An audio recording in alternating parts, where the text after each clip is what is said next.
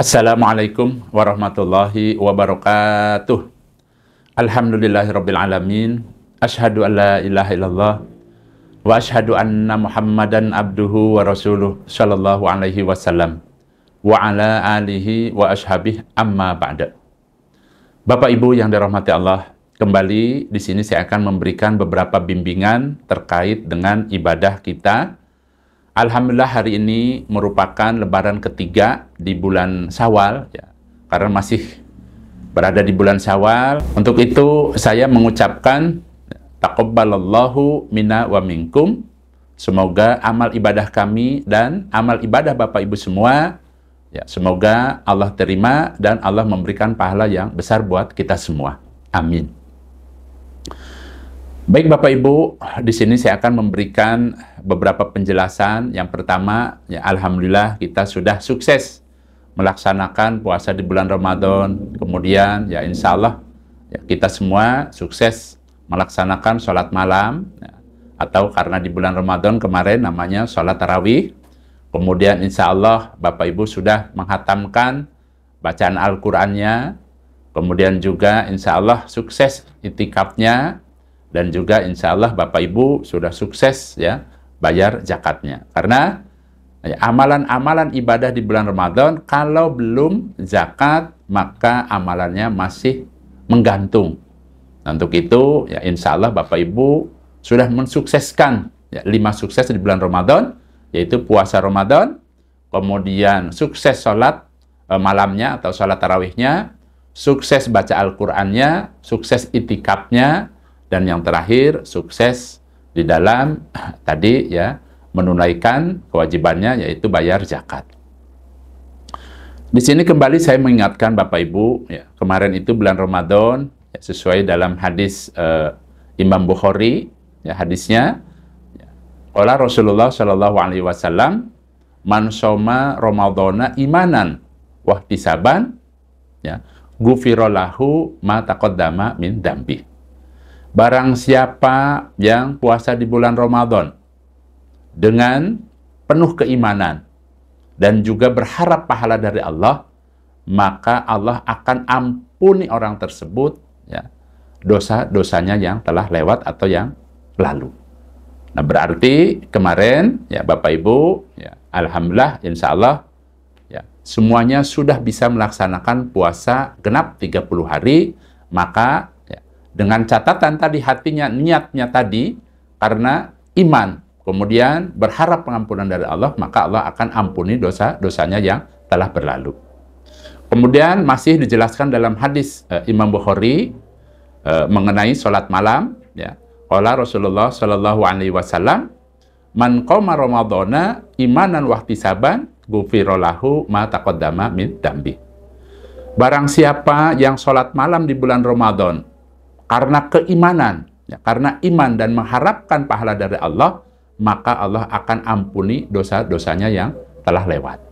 Belum lagi, bila Bapak Ibu bisa menghatamkan Al-Quran, pahalanya luar biasa.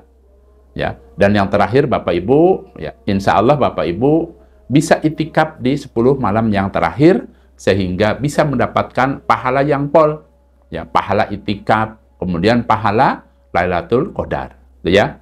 Nah, dengan adanya pahala yang sudah dipanen oleh Bapak Ibu, ya, di sini Abah berharap tetap istiqomah di dalam beribadah kepada Allah.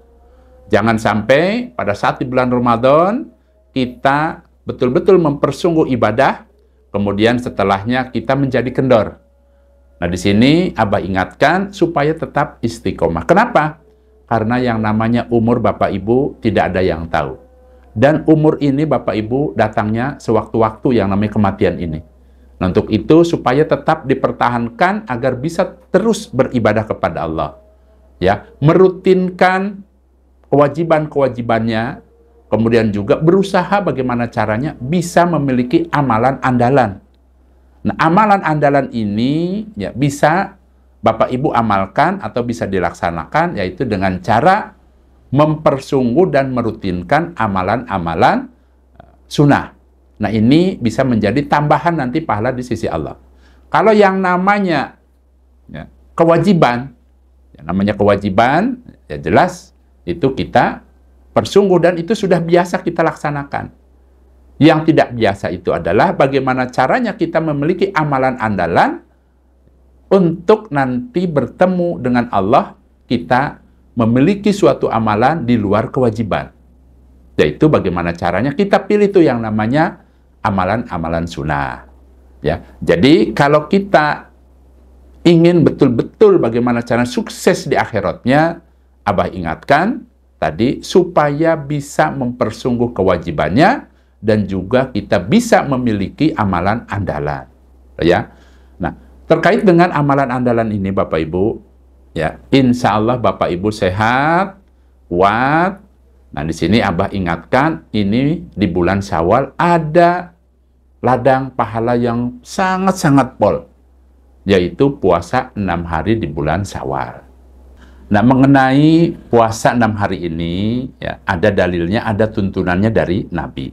Ya, ada di dalam hadis Imam Muslim dijelaskan, qala Rasulullah Shallallahu Alaihi Wasallam, man shoma Ramadana summa atbahu sitan min Syawal, karena kasyami dahar.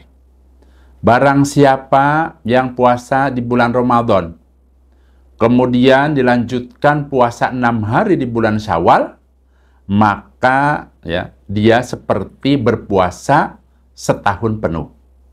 Hadis riwayat Imam Muslim, hadisnya sahih.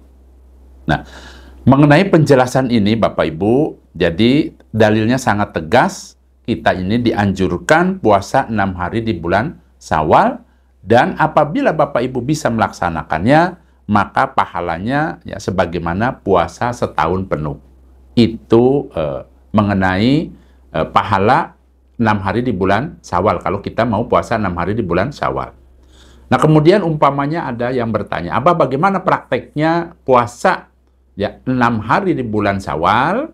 Nah, di sini saya akan jelaskan.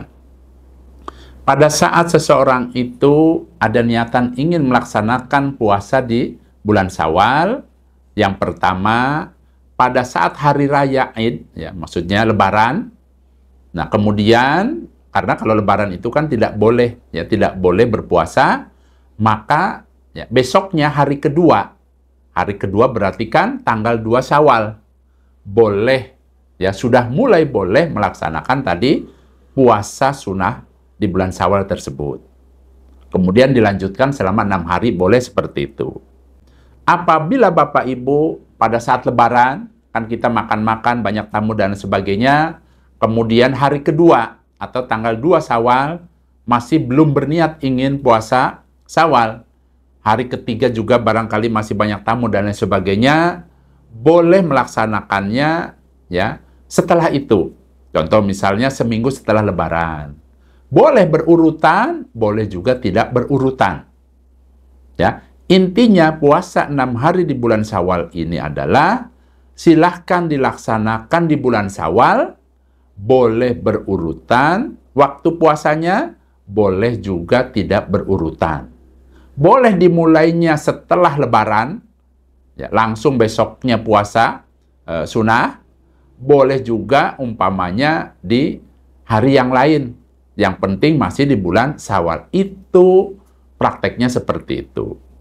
Ya.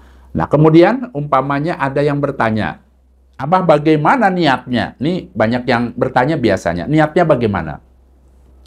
Jadi kembali saya ingatkan Bapak Ibu, yang namanya ibadah, ya baik itu sholat, baik itu puasa, kalau ditanya niatnya bagaimana? Niatnya itu karena Allah tetapi di dalam hati. Ya, jadi tuntunan dari Nabi itu adalah niat itu adanya di dalam hati, urusan hati. Yang tahu itu hanya dirinya dan Allah. Itu yang namanya niat. Nah, karena kita mengenai ibadah kepada Allah, maka niatkanlah ibadah kita niatnya karena Allah. Karena ini yang kita sampaikan mengenai puasa Syawal, berarti niatkan. Ya, niatkan karena ingin mendapatkan pahala dari Allah. Karena pahalanya tadi, Allah akan memberikan pahala sebagaimana puasa 1 tahun. Berarti niatkan saja ingin mendapatkan pahala dari Allah. Itu sudah cukup. Ya, karena ingin mendapatkan rahmat Allah, ridha Allah, karena ingin mendapatkan pahala dari Allah. Niatkan di dalam hatinya, itu sudah cukup. Ya. Nah, kemudian tadi ya, karena ini merupakan puasa sunnah Bapak Ibu, ya, umpamanya Bapak Ibu tidak sahur, itu juga boleh. Contoh misalnya, ya, Bapak Ibu niat dari malam, insya Allah besok pagi saya akan melaksanakan tadi puasa sunnah di bulan Syawal. Kemudian malamnya makan sebelum tidur umpamanya. Nah, kemudian ya, tidur seperti biasa, kemudian bangun pada saat sholat subuh, ya sudah seperti biasa, seperti itu boleh. Jadi tidak melaksanakan sahur, kan umumnya kan jam 3 atau jam 4 umpama tidak sahur tidak apa-apa. Atau barangkali ya Bapak Ibu ya pada saat ya ada waktu longgar. Ya, longgar itu maksudnya ingat pada saat bangun setengah 5 umpama subuhnya itu umpama jam 5 adanya. Kemudian bangun, kemudian di hatinya diniatkan ingin puasa Syawal, kemudian minum umpamanya, kemudian langsung sholat dan lain sebagainya, tidak makan nih umpama cukup minum saja, itu seperti itu saja boleh. Atau barangkali ya Bapak Ibu tiba-tiba niatnya itu ya adalah pada saat adzan subuh terdengar, kemudian Bapak Ibu berpikiran, bangun, kemudian, oh ya saya akan melaksanakan tadi puasa sunnah. Apakah saat itu niatnya pada saat mendengar adzan umpamanya masih sah, masih boleh? Jawabannya boleh. Ya silahkan. Ya karena ini merupakan puasa sunnah, lain dengan puasa Ramadan. Kalau puasa Ramadan itu tuntunannya, ya malamnya itu harus berniat untuk puasa Ramadan. Tapi karena ini merupakan puasa sunnah, ya, dibolehkan seseorang itu umpamanya niatnya itu adalah pada saat dia ingat, misalnya tadi, pada saat ingat bangun umpamanya tapi adzan nih. Ya, adzan, sudah adzan, kemudian ingin melaksanakan sholat subuh umpama adzan nih. Adzan setelah selesai bangun. Nah, kemudian ya ingin niat di dalam hatinya ingin melaksanakan puasa. Puasa sunnah maksudnya. Ya sudah lanjutkan, yang penting jangan makan, jangan minum. Ya, lanjutkan, saya akan melaksanakan puasa tadi apa? Puasa sunnah, yaitu puasa 6 hari di bulan Syawal. Niatkan karena ingin mendapatkan pahala dari Allah. Itu saja sudah cukup, boleh seperti itu, ya. Nah, itu prakteknya seperti itu, penjelasan mengenai praktek puasa sunnah, ya, berbeda dengan puasa yang wajib, itu ya. Nah, adapun di sini saya mengingatkan Bapak Ibu mengenai amalan-amalan yang bisa Bapak Ibu kerjakan, ya tadi, ya kan Abah berharap bagaimana caranya supaya tetap istiqomah di dalam beribadah kepada Allah, ya supaya sabar. Sampai kapan sabarnya beribadah kepada Allah? Sampai kita ini menemui kematian. Karena apa? Karena ingat Bapak Ibu, yang namanya kematian itu datangnya sewaktu-waktu. Itu yang pertama. Yang kedua, ya, setelah kita meninggalkan dunia ini tidak bisa balik lagi, tidak bisa beramal lagi. Ya, kecuali 3 yang bisa menolong kita untuk menambah pahala di sisi Allah. Ya, yang pertama tadi ya, apabila Bapak Ibu ya, memiliki ilmu yang bermanfaat untuk ibadah kepada Allah. Contoh misalnya, ya Bapak Ibu bisa mengajarkan kepada anak cucunya bagaimana caranya sholat yang benar, yang sesuai dengan tuntunan Allah dan Rasul-Nya. Nah, itu merupakan ilmu nanti bisa menjadi jariah. Ya. Kemudian, ya, hartanya itu bisa bermanfaat kalau Bapak Ibu umpamanya sedekah jariah. Nah, itu mengalir terus. Kemudian, yang terakhir, apabila Bapak Ibu memiliki atau punya anak yang soleh dan solehah, yang mendoakan kedua orang tuanya. Nah, ini 3 inilah nanti yang bisa terus mengalir pahalanya. Selain itu, tidak ada yang bisa memberikan pahala. Nah, untuk itu, ya, selain kita berharap mendapatkan pahala jariah, kita berusaha memiliki banyak amalan-amalan andalan ya, untuk kita di akhirat. Bisa puasa sunnah, bisa baca Al-Quran, kemudian bisa kita sedekah dan lain sebagainya. Ya, jadi tetap berusaha bagaimana caranya kita di dalam beribadah kepada Allah ini jangan kendor walaupun bukan di bulan Ramadan. Tuh ya. Terkadang kan kalau di bulan Ramadan kita semangatnya luar biasa.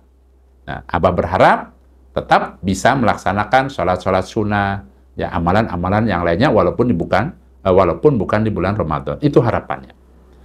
Baik Bapak Ibu, hanya itu yang Abah sampaikan. Ya mudah-mudahan bisa bermanfaat. Karena yang namanya orang iman, jelas cita-citanya, bagaimana caranya, hidupnya, dirinya, dan keluarganya bisa bahagia dunia di akhirat, bisa masuk ke dalam surga, dan bisa terhindar dari segala siksanya Allah. Insya Allah itu cita-cita kita, ya. Mudah-mudahan Allah memberikan kemanfaatan dan kebarokahan. Sedikit mengingatkan Bapak Ibu, saya mendapatkan informasi dari YouTube bahwa masih banyak, ya, Bapak Ibu yang sering menonton video-video Abah ini belum mengklik tulisan subscribe, ya, tulisannya subscribe, ya, di HP Bapak Ibu. Silahkan, ya, ditekan 1 kali saja, ya. Kalau Bapak Ibu tidak memahami, ya, silahkan menanyakan ke putra-putrinya mana yang namanya subscribe. Kemudian silahkan minta agar bisa mensubscribe YouTube Abah, ya. Channelnya kan namanya Abah Jojo, silahkan di-subscribe. Tujuannya apa? Tujuannya agar video-video Abah ini tetap bisa tayang di YouTube. Ya, karena kemarin itu Abah dapat informasi dari YouTube, masih banyak yang belum subscribe. Tuh ya. Ya, mudah-mudahan dengan adanya ya, bisa tayang terus di YouTube, bisa eksis, Bapak Ibu bisa mengambil manfaat dari video-video Abah, ya, baik itu keilmuannya maupun nasihat-nasihatnya. Nah, Abah juga berharap, ya, berharap apa? Berharap agar ilmu yang Abah sampaikan ini, nasihat-nasihat yang Abah sampaikan ini bisa bermanfaat, bisa menjadi jariah untuk Abah dan keluarga. Itu harapannya, ya.